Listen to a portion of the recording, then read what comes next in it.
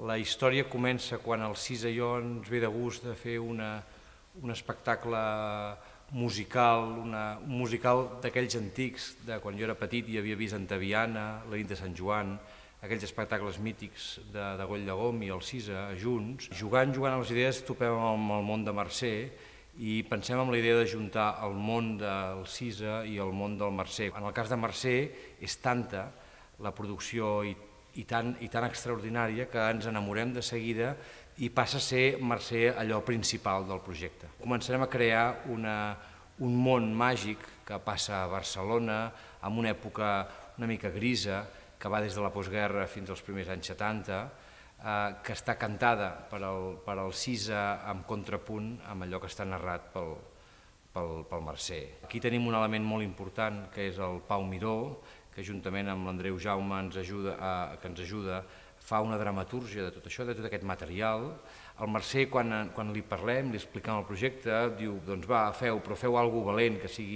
sigui interessant, que no sigui una repetició de les meves novel·les. I si això ho ajuntem amb el Teatre Lliure de Gràcia, aquella antiga cooperativa La Lleialtat, on el jove Mercè, segons explica l'última novel·la, i anava a ballar els diumenges a la tarda i que li permetia d'alguna manera fer el pas de la infància fins a la vida adulta, passant pels primers cigarrets, els primers visions d'una noia guapa, els primers petons, intentant anar a buscar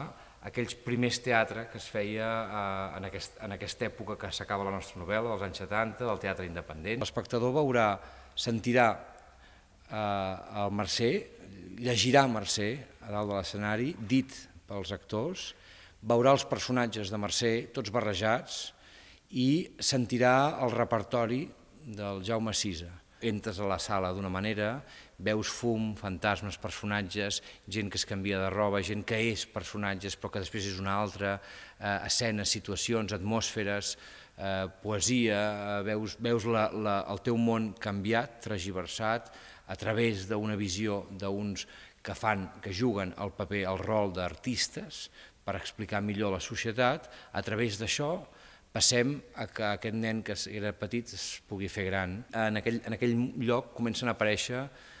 fantasmes que després resulten que no són tan fantasmes, sinó que són gent que viu amagat en el teatre. És un lloc en el teatre on pot aparèixer, on pot passar qualsevol cosa, on qualsevol nit pot sortir el sol, diguéssim, un lloc on tot és possible, i en aquest nen se li comencen a aparèixer tants personatges que comença a viure amb ells una vida paral·lela que va i torna i que no és res més que una invenció en la ment del Mercè, del Cisa, de l'Oriol i dels seus companys, dels actors, dels col·laboradors i finalment de l'espectador.